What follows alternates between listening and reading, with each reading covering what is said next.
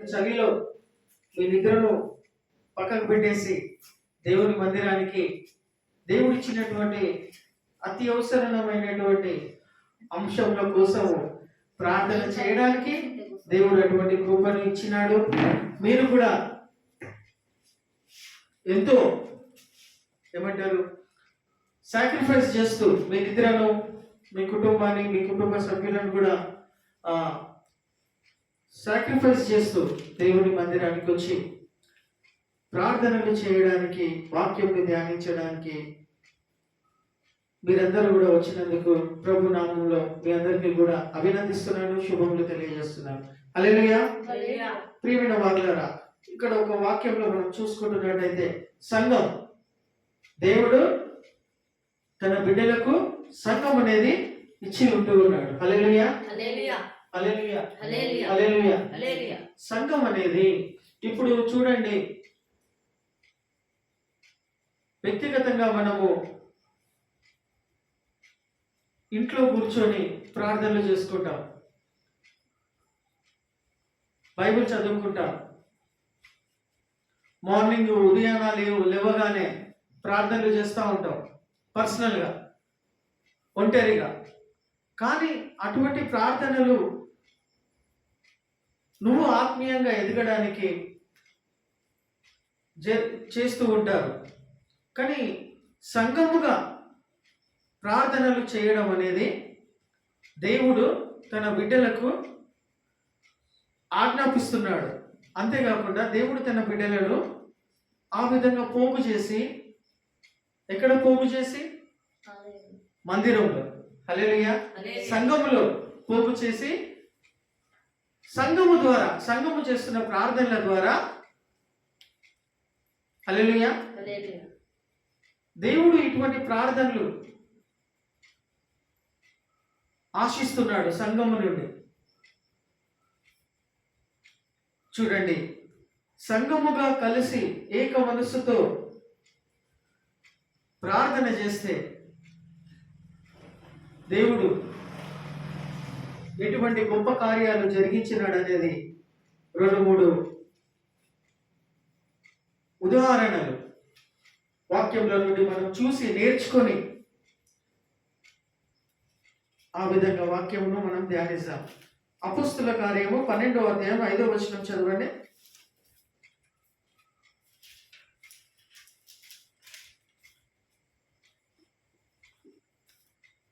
పేతురు చెరసాలలో ఉంచబడెను. పేతురు చెరసాలలో ఉంచబడెను. సంఘమైతే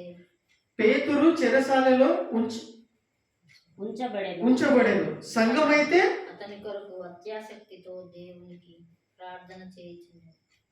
సంఘమైతే అతని కొరకు అతి ఆసక్తితో దేవునికి ప్రార్థన చేయుచుండెను. హల్లెలూయా. ఎవరు చేశారు? పేతురుని జైల్లో వేసేసారు.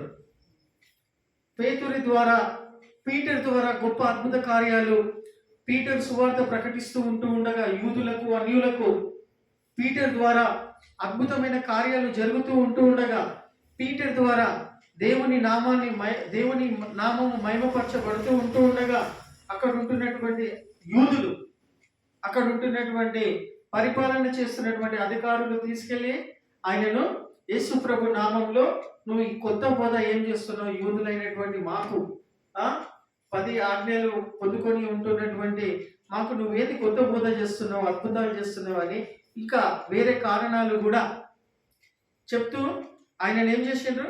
అరెస్ట్ చేసి జైల్లో వేసేసిండ్రు. కానీ జైల్లో వేసిన తర్వాత, చెరసాలలో వేసిన తర్వాత అతని కొరకు సంఘం అయితే అత్యాసక్తితో దేవునికి ప్రార్థన చేయుచుండేది. హల్లెలూయా. జైల్లో వేసిన తర్వాత సంఘము మర్చిపోలేదు, పీటర్ని మర్చిపోలేదు. మన సంఘ సభ్యులలో, మన సంఘంలో ఎవరైనా ఏదైనా ఇబ్బందులు పడిపోయి ఉంటే, లేదా పీటర్ లాగా సువార్త సేవ చేస్తూ, లేదా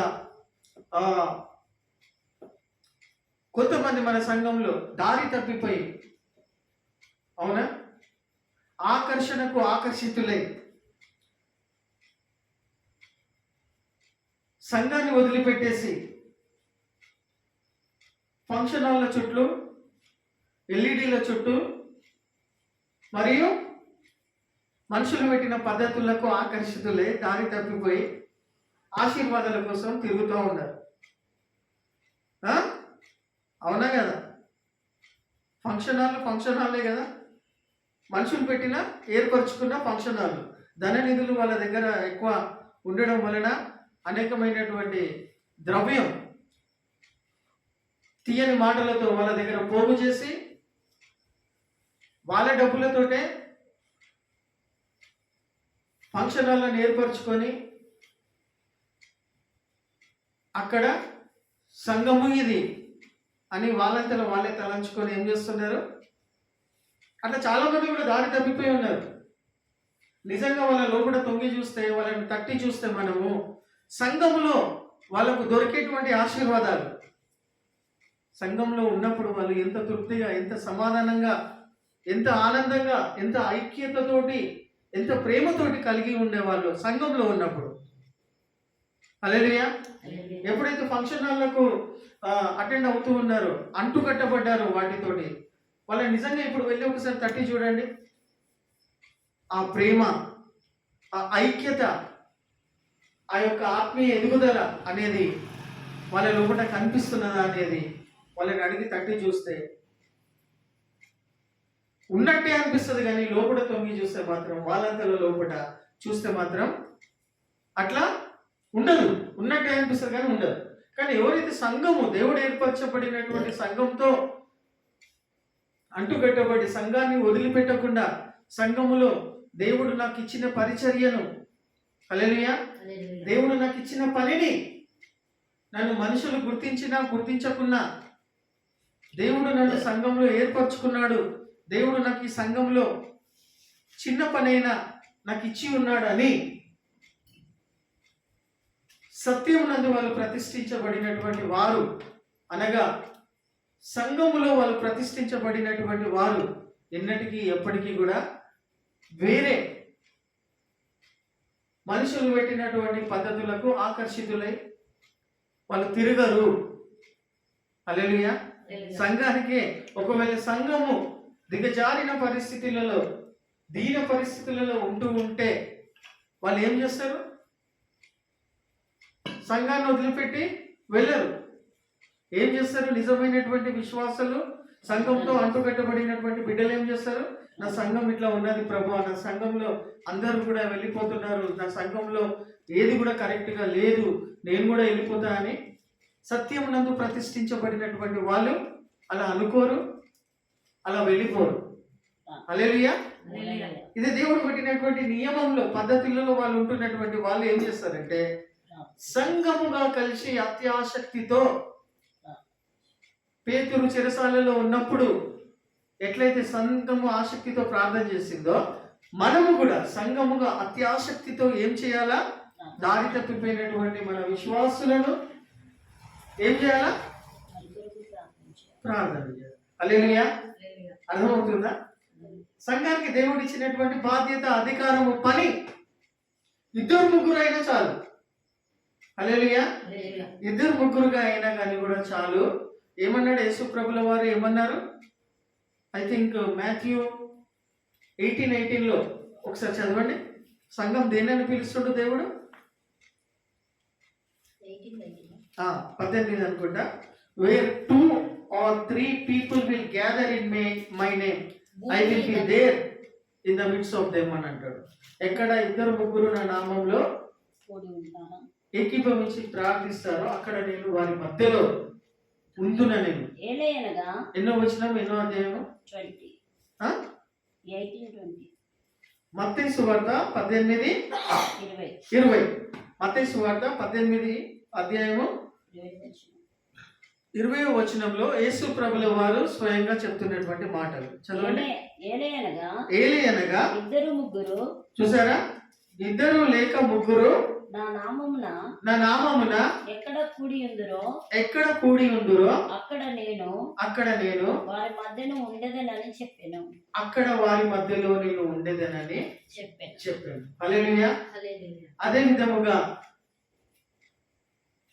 ఫస్ట్ ఈ వాక్యాన్ని మనము కరెక్ట్ గా అర్థం చేసుకునే ప్రయత్నం చేస్తాం. ఎక్కడైతే ఇద్దరు లేకపోతే ముగ్గురు నా నామంలో కలిసి ఏకీభవించి ప్రార్థన చేసిన ఎడల వారి మధ్యలో, ఇప్పుడు మన మధ్యలో ఎవరున్నారమ్మా? దేవుడు. హల్లెలూయా. హల్లెలూయా. ఎవరున్నారు?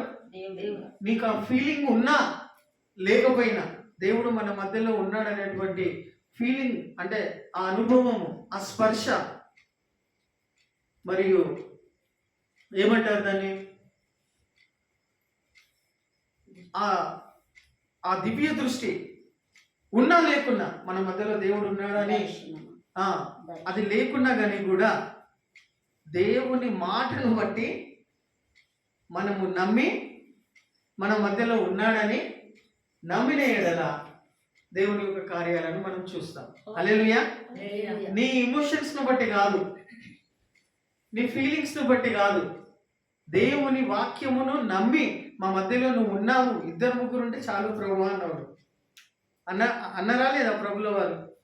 అది నమ్మి ఏదైనా దాన్ని ఏమంటున్నాడో యేసు ప్రభుల వారు ఇంకొక చోట చెప్తారు. యేసు ప్రభుల వారు చెప్తారు, ఏమని చెప్తారు? సంఘము ఎదుట పాతాళపు లోకపు యొక్క ద్వారాలు నిలువజాలవు. The gates of Hades shall not prevail against the church అంటాడు. చర్చ్ అనే వాడ పదము యేసు ప్రభుల వారు వాడినారు. ఎక్కడ?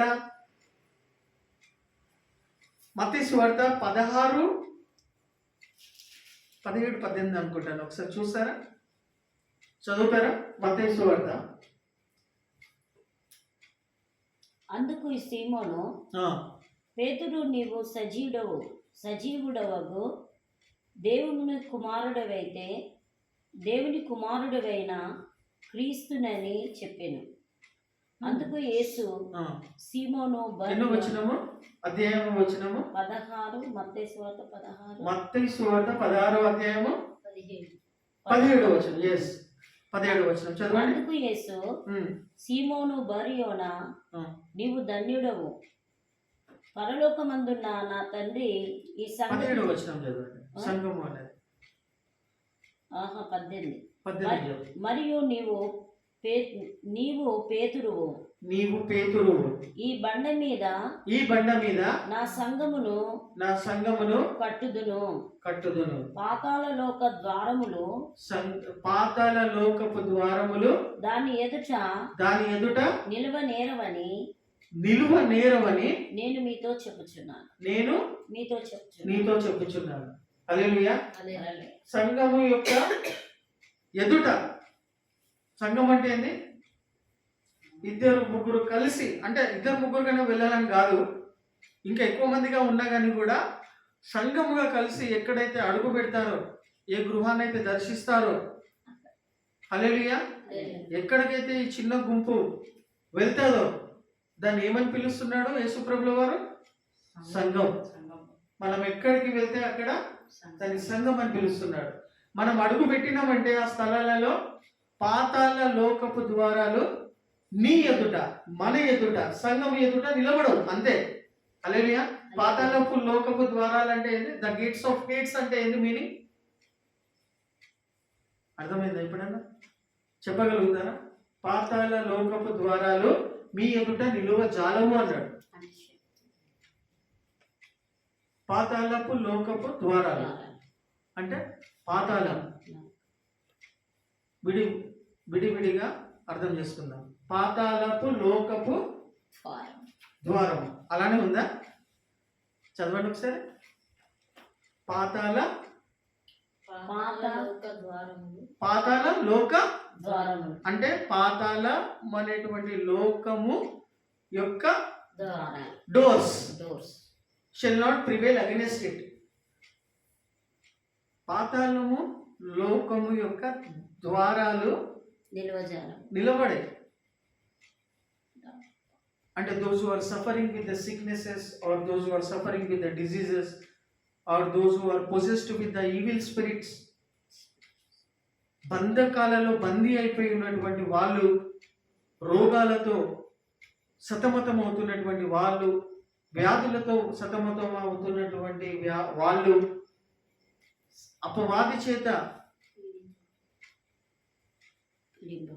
పీడించబడుతున్నటువంటి వాళ్ళు, మనము వెళ్ళి ఆడ నిలబడితే, హల్లెలూయా హల్లెలూయా, మనలో కూడా శక్తి లేదాడా, మనం బలహీనులమే. దేవుడు మనల్ని అట్లా చేసుకున్నాడు. మనం వెళ్ళి నిలబడితే అక్కడ బంధించబడినటువంటి ఆ వ్యక్తి, ఆ రోగము, ఆ వ్యాధి, ఆ దురాత్మలు, ఆ చీకటి శక్తులు, పాతాళపు లోకం యొక్క ద్వారాలు, హల్లెలూయా, నిలువజాలవు. హల్లెలూయా హల్లెలూయా, చప్పట్లు కొడదాం ఒకసారి. దేవుడు ఇంత గొప్ప అధికారం సంఘానికి ఇచ్చిండు. హల్లెలూయా, ఇంత గొప్ప అధికారం దేవుడు సంఘానికి ఇచ్చింది. సంఘం అనగా మనమే. ఒంటరిగా కాదు, ఇష్టం వచ్చిన చోట్లలో వెళ్ళి గొప్ప విశ్వాసంతో భక్తి తెచ్చుకొని అదే టైంలో స్తుతించడం, దట్ ఈస్ నాట్ సంఘం. హల్లెలూయా హల్లెలూయా హల్లెలూయా. అర్థమవుతున్న వాక్యం. పాతాళము లోకపు ద్వారాలు నిలువ జాలము. అంత అధికారం ఎవరికి ఇచ్చాడు? సంఘానికి. హల్లెలూయా. సంఘం సంఘమే. హల్లెలూయా, సంఘం సంఘమే. దేవుడు ఏర్పరిచినది అది. దాని నుండి ఎవరు ఎడబాపుతారు, ఎవరు పారిపోతారు, ఎవరు దూరం కావాలి అవుతారు? ఆకర్షితులైనటువంటి వాళ్ళు, పిట్టకథలు వినాలని ఇష్టపడుతున్నటువంటి వాళ్ళు, ఇంకా నా విధములైన కారణాలు కోసము వెతుకుతూ ఉన్నటువంటి వాళ్ళు సంఘాన్ని వదిలిపెట్టి వెళ్ళిపోతారు. హల్లెలూయా. ప్రియమైన వారలారా, ఇక్కడ ఒక విషయం నేను మీకు ఆన్లైన్ ప్రేయర్లో గుర్తు చేయాలని. నేను అనుకోలేదు ఈ వాక్యం చెప్పాలని, నేను అనుకోలేదు ఈ విధంగా. సంఘానికి ఇచ్చినటువంటి ప్రాధాన్యత దేవుడు మనం అర్థం చేసుకోవాలని. మనం కలిస్తేనే సంఘం అవుతుంది, విడిపోతే విచ్ఛిన్నం అవుతుంది. ఇప్పుడు ఒక గోడలో ఒక ఇటుక తీసేసినాం అనుకో,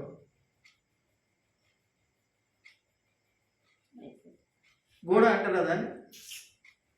ఒక్కొక్క ఇటుకే అమర్చి కడితేనే అది గోడ తయారైంది. అట్లనే సంఘము, విశ్వాసులు ఒక్కొక్కరిగా కలిస్తేనే దాన్ని సంఘం అంటారు. అది యేసుప్రభు ఇచ్చాడు. హల్లెలూయా హల్లెలూయా. కాబట్టి ఇంకొకటి కూడా అక్కడ దాని కిందనే యేసుప్రభుల వారు చెప్తారు. 18th వర్స్ చదవండి. మాథ్యూ 7:18 అనుకుంటా. సిస్టర్ మీరు ఇందాక చదవండి. భూమి మీద మీరు దానిపైన ఒక వచనం చదివి అది కంటిన్యూ చేయండి. అతను అన్యునిగాను పాతాళపు లోకపు ద్వారా 16 మత్తయి 16 మత్తయి 16 నా సంఘము కట్టుదును పాతాళ లోక ద్వారములు. ఎన్నో వచనం? 18 నేను నీతో చెప్పు. పాతాళ లోకపు మత్తయి సువార్త 16వ అధ్యాయము 18వ వచనం చదవండి. కరెక్ట్. పాతాళ లోకపు ద్వారములు దాని ఎదుట నిలువ నేరవని. పాతాళపు లోకపు ద్వారాలు దాని ఎదుట, సంఘం ఎదుట నిలువ జాలవని, నిలువ నేరవని నేను నీతో చెప్పుచున్నాను. పరలోక రాజ్యం యొక్క, చూసారా దాని కింది వచనం ఎంత గొప్పది చూడండి. అర్థం చేసుకోవాలి ఇక్కడ వాక్యాన్ని. పరలోకము, the keys of the kingdom of haven. పరలోకము రాజ్యము యొక్క తాళపు చెవులు, చూసారా, తాళపు చెవులు నీకు ఇచ్చేదను.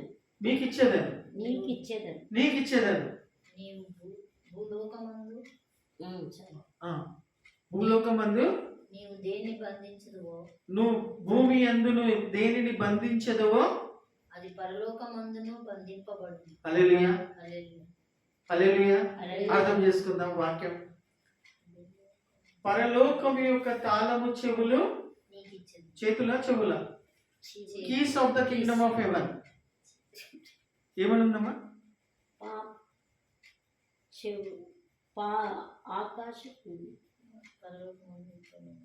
తాళం చెవుల తాళపు తాళపు చెవులు.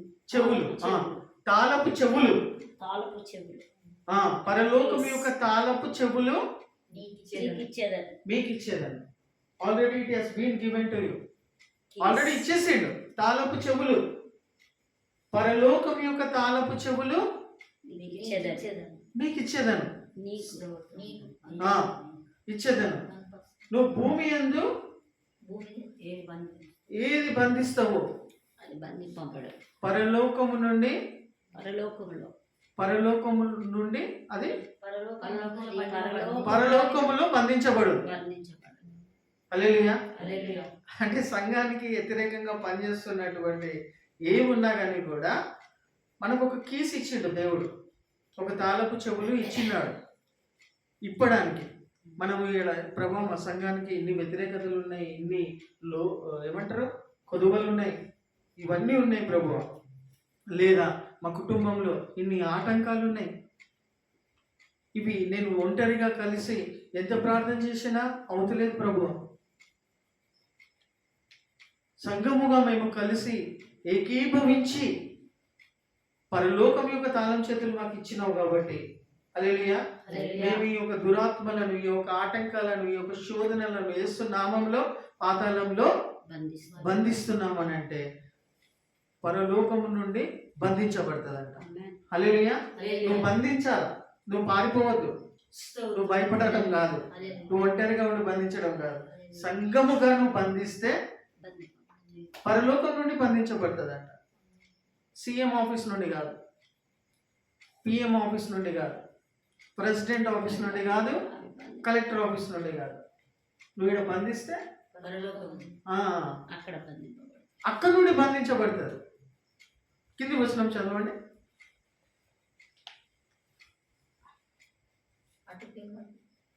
అదే వచనం కంటిన్యూ చేయండి.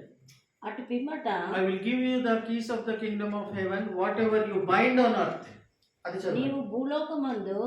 నువ్వు భూలోకమందు దేనిని బంధించదువో దేనిని బంధించదవో అది పరలోకమందును బంధింపబడును. పరలోకం నుండి బంధించబడుతుందంట. భూలోకమందు దేనిని విప్పుదువో అది పరలోకమందును విప్పబడును. అతనితో చెప్పాను. హల్లెలూయా. హల్లెలూయా. పీటర్ ఒక్కడికే చెప్పిండా, సంఘానికి చెప్పిండా? Yes, not only Peter. Specific గా చూస్తే పీటర్తో మాట్లాడుతున్నాడు, కానీ సంఘం అనేటువంటి పదము యూజ్ చేసింది యేసు ప్రభుల వారు ఈ 2 వచనాలలోనే 2 సార్లు యూజ్ చేసిండు. ఒకసారి ఇక్కడ యూజ్ చేసిండు, ఇంకొక చోట ఇంకొక అధ్యాయంలో యూజ్ చేస్తున్నాడు. కాబట్టి సంఘం అంటే పీటర్ ఒక్కడే కాదు. సంఘం అంటే దేని అంటారు? 2 ముగ్గురు, చిన్న గుంపు, గొర్రెల దొడ్డి, గొర్రెల మంద, దాన్ని ఏమంటారు? సంఘం అంటారు. హల్లెలూయా. యాక్చువల్లీ సంఘం అనే పదం పుట్టుకొచ్చింది ఇక్కడ నుండే. లోకల్ లాంగ్వేజ్ లో సొసైటీ కూడా అంటారు, కమ్యూనిటీ కూడా అంటారు. అవునా? సంఘం అంటే ఏం చెప్పాలని ప్రయత్నం చేస్తున్నానంటే, దేవుడు సంఘానికి అంత గొప్ప అధికారం. అంటే మనం కలిస్తేనే సంఘం మనకు పిలువబడుతుంది. మన కుటుంబానికి, మన సంఘానికి, మన పరిస్థితులకు ఏకీభవించి బంధించాలా, ఏకీభవించి ఏం కావాలో అది విప్పాలని ఉన్నారు. చదవండి. భూమి యందు మీరు భూలోకమందు దేన్ని విప్పుదురో చూసారా? బంధించాలా, వ్యతిరేకంగా ఉన్న పరిస్థితిని సంఘంలో బంధించాలా. First point. నీవు భూలోకమందు దేన్ని బంధించుదువో చూసారా? ఫస్ట్ పాయింట్ ఏంది? నీకు కీస్ ఇచ్చేసిన, తాళపు చెవులు ఇచ్చేసిన, నువ్వు ఓపెన్ చేసుకోవాలి, దాన్ని వాడుకోవాలా. నువ్వే చెయ్యి ప్రభు అని అప్పుడు కూడా నువ్వే చెయ్యి ప్రభు అనొద్దు. అవునా? అంతేనా? అప్పుడు కూడా నువ్వే చేయి ప్రభు, అన్ని నువ్వే చేయలేదు. కూర్చొని తినుకుంటా కూర్చుంటా, తీసుకొచ్చి నోట్లో ముద్ద పెట్టు ప్రభు, అన్ని నువ్వే చేయి ప్రభు. తాళం చేతులు నీకు నాకు సంఘానికి ఇచ్చేయండు. మనం ఏం చేయాలా? బంధించాలి, బంధించాలి. హల్లెలూయా. హల్లెలూయా. వ్యతిరేకతను బంధించాలి. బంధిస్తున్నానంటే అమ్మో అది నా మీదకి ఎట్లా రిటర్న్, నేను బంధిస్తూ పోతుంది అంటే నువ్వు బంధిస్తే పోదు, కానీ సంఘం బంధిస్తే పోతుంది. హల్లెలూయా. హల్లెలూయా. హల్లెలూయా. అది హల్లెలూయా. పాయింట్ అనేది బంధించాల. వ్యతిరేకతను ఆ యొక్క వ్యతిరేక చీకటిని, ఆ యొక్క వ్యతిరేకతగా ఉన్న పరిస్థితిని సంఘం కలిసి ఏం చేయాలి? బంధించాలి. బంధించి ఏం చేయాలా? విప్పాలి. ఏం ఏం విప్పాలా? లోకంలో వాట్ ఎవర్ యు వాంట్. నువ్వు అది ఫర్ ఎగ్జాంపుల్ అప్పుల బాధలో మునిగిపోయినావు. ఆ అప్పుల బాధలో ముంచేసినటువంటి అపవిత్రాత్మను ఏం చేయాలా? బంధించాలా. హల్లెలూయా. ఉదాహరణకు చెప్తున్నా, దాన్ని ఏం చేయాలా? సంఘంలో కలిసి బంధించాలి. అప్పుడు పరలోకము నుండి బంధించబడుతుంది. అది నువ్వు బంధించాలా. అక్కడికి వెళ్ళి ఆపరేషన్ స్టార్ట్ అవుతుంది. ఎక్కడి నుండి ఆపరేషన్ స్టార్ట్ అవుతుంది? ఎంజిఎం హాస్పిటల్ లేకపోతే KMC hospital, multi speciality hospital, పరలోకం నుండి. హల్లెలూయా. మనం బంధించాలా? పరలోకం నుండి బంధించబడుతుంది తండ్రి నుండి, తండ్రి ద్వారా. మళ్ళీ ఏం కోరుకుంటున్నావు? బంధించిన తర్వాత ఆయా బంధించబడ్డదని వెళ్ళిపోతారా?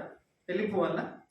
చాలా మంది చేస్తున్న మిస్టేక్ ఇదే. బంధిస్తారు కానీ నీకు ఏం కావాలో, ఏం కోరుకుంటున్నావో అది నువ్వు రిలీజ్ చేసుకోవాలి. అదే ఉందా వాక్యం? ఏమి విప్పుదువో పరలోకము నుండి అది విప్పబడదు. Whatever you loose on earth it shall be loosed from heaven. It shall be loose from heaven. బంధించాలా? నీకు కావాల్సినది నువ్వు కోరుకోవాలి. హల్లెలూయా. అప్పుడు గొప్ప కార్యాలు. కాకపోతే మనం ఎందుకు ఇవన్నీ చేయలేము, చూడలేకపోతున్నామంటే యూనిటీ లేదు, ఐక్యత లేదు. అవునా? అందుకే మనము గొప్ప కార్యాలు సంఘము ద్వారా మనం చూడలేకపోతున్నాం. అయితే ఏం చెప్పాలని ప్రయత్నం చేస్తున్నా, నేను ఇక్కడ వాక్యమును ముగించేసేస్తున్నాను. సంఘానికి దేవుడు ఇచ్చినటువంటి అధికారం, హల్లెలూయా, సంఘానికి దేవుడు ఇచ్చినటువంటి పవర్ ఎంత గొప్పదో చూశారా? మళ్ళీ ఇంత గొప్ప పవర్ని, ఇంత గొప్ప అధికారాన్ని, అథారిటీని వదిలేసుకొని తిరుగుతూనే ఉన్నాం. తిరుగుడు. కాబట్టి ప్రియమైన వారలారా, ఆ వచనం ఒకసారి అపొస్తలుల కార్యం 12:5 చదువుకొని సంఘం యొక్క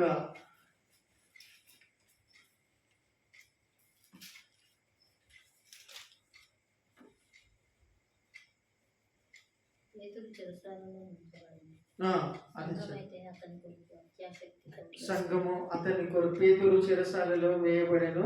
సంఘం అయితే అతని కొరకు అత్యాసక్తితో దేవునికి ప్రార్థన చేయుచుండెను. హల్లెలూయా.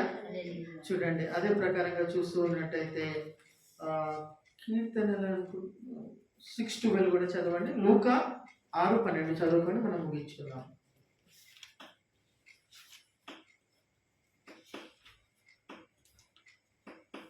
ఆ దినమందు ఆయన ప్రార్థన చేయుటకు కొండకు వెళ్ళి దేవుని ప్రార్థించుట యందు రాత్రి గడిపాను. ప్రియమైన వాళ్ళ ఏం చూపించాలని ప్రయత్నం చేస్తున్నానంటే,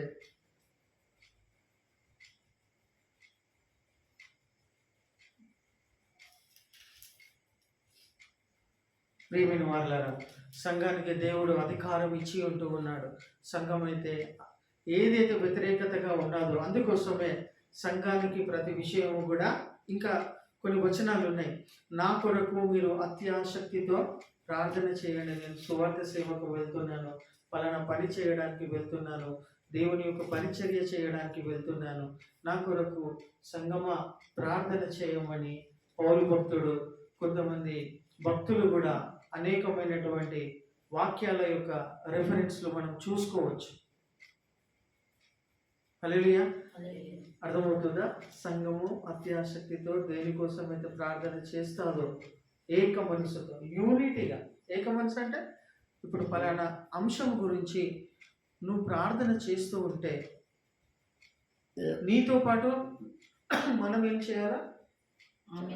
అవును ఆమెనంటే చాలు. ఆమె ప్రార్థన చేస్తూ ఉన్నది, అతను ప్రార్థన చేస్తూ ఉన్నాడు ఒక అంశం గురించి, నువ్వు పక్కకే ఉన్నావు.